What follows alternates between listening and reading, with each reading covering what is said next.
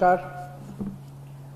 पिछले महीने जब दिल्ली में बहुत तेज़ी से कोरोना के केसेस बढ़ने लगे और हम सब देख रहे हैं कि ये वाली कोरोना की वेव कितनी ख़तरनाक है, बहुत ज़्यादा संख्या में इसमें लोग सीरियस हो रहे हैं, अस्पतालों की ज़रूरत पड़ रही है, आईसीयू की ज़रूरत पड़ रही है, काफ़ी ज़्यादा लोगों की मौत भी हो रही है। तो 20 अप्रैल को मजबूरी में हमें दिल्ली में लॉकडाउन लगाना पड़ा था। केसेस लगातार बढ़ते जा रहे थे। लॉकडाउन लगाने की वजह से और भी अन्य कई कारणों की वजह से 26 अप्रैल को आके 35% पॉजिटिविटी रेट बढ़ गया था। 35% बहुत ज़्यादा होता है, मतलब 100 लोगों का अगर हम टेस्ट करते थे तो 35 लोग उसमें पॉजिटिव निकलते थे। 26 अप्रैल के बाद से चूंकि लॉकडाउन लगाया था, एक तरह से थोड़ी सी चेन टूटनी चालू हुई थी इसकी कोरोना की। 26 अप्रैल के बाद से धीरे धीरे केसेस कम होने चालू हुए और अब पिछले 1-2 दिन के अंदर 23%, 35% से 23% पॉजिटिविटी रेशियो आ गया है। तो केसेस कम होने चालू हुए हैं दिल्ली के अंदर। इसमें आप सब लोगों का बहुत ज़्यादा सहयोग रहा। दिल्ली के लोगों ने जम के सहयोग किया। आप लोगों ने लॉकडाउन का पूरी तरह से पालन किया और ये हम सब लोगों की, अपने परिवार की ज़िंदगी और उनके स्वास्थ्य की बात है। हम कोई भी किसी पे एहसान नहीं करा, हम सब के अपने लोगों के स्वास्थ्य की और ज़िंदगी की बात है। इस लॉकडाउन के पीरियड को हमने संसाधन, हेल्थ इंफ्रास्ट्रक्चर को और मजबूत करने के लिए इस्तेमाल किया। कई जगह नए ऑक्सीजन बेड्स तैयार किए गए।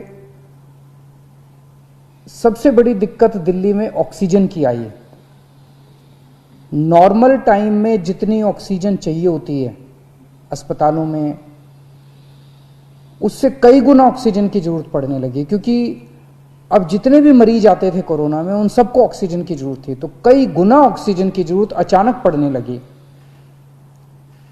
पिछले कुछ दिनों में केंद्र सरकार के साथ मिलके और हाई कोर्ट और सुप्रीम कोर्ट के आदेशों से, केंद्र सरकार के सहयोग से अब ऑक्सीजन की स्थिति दिल्ली के अंदर काफी सुधरी है पिछले कुछ दिनों में। अब इस तरह की बातें सुनने को नहीं मिलती कि इस अस्पताल में 2 घंटे की ऑक्सीजन रह गई, उस अस्पताल में आधे घंटे की ऑक्सीजन रह गई, यहाँ पे किसी की ऑक्सीजन से मौत हो सकती है। अब इस तरह की बातें सुनने को नहीं मिल रही है। तो इस लॉकडाउन के पीरियड को हमने अपने सिस्टम को भी सुधारने में काफी प्रयास किए।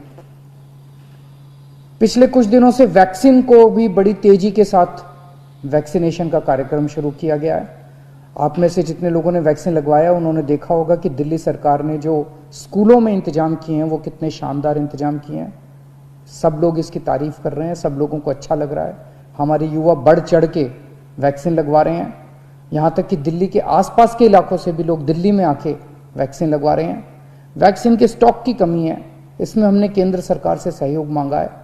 मुझे पूरी उम्मीद है जैसे केंद्र सरकार अन्य बातों पे भी सहयोग करती रही है, इसमें भी हमारा पूरा सहयोग करेगी।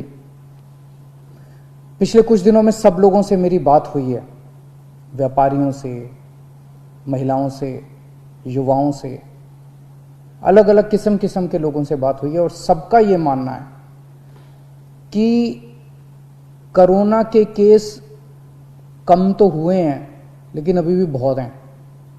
23% अभी भी संक्रमण दर है। अभी ढिलाई नहीं दी जा सकती, अभी समय नहीं आया है ढिलाई देने का। तो सबका ये मानना है कि अभी लॉकडाउन को और एक्सटेंड करने की ज़रूरत है। अभी और इस कड़ाई को अभी थोड़े दिन और बरकरार रखने की ज़रूरत है, नहीं तो अभी जो हमने हासिल किया वो भी ख़त्म हो जाएगा।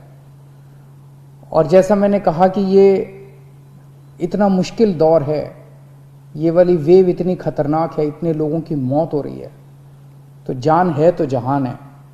अगर ज़िंदगी बचेगी तो बाद में और बहुत कुछ कर लेंगे ज़िंदगी में। सबसे पहले इस टाइम ज़िंदगी बचाना है।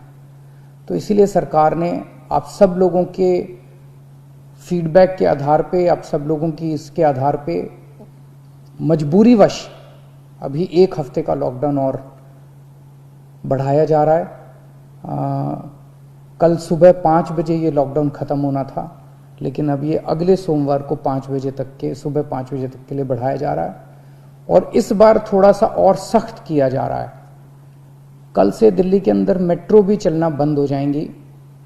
हमारी कोशिश है कि जितना ज़्यादा इसको लॉकडाउन को सख्त किया जाएगा उतना तेज़ी से हम सब लोग कोरोना पे काबू पा पाएंगे। मेरी आप सबसे निवेदन है, जिस तरह से अभी तक आप लोगों ने सरकार का साथ दिया, जिस तरह से अभी तक आप लोगों ने पूरा लॉकडाउन का पालन किया, इसी तरह से आने वाले समय में भी आप सब लोग लॉकडाउन का पालन करेंगे। नमस्कार।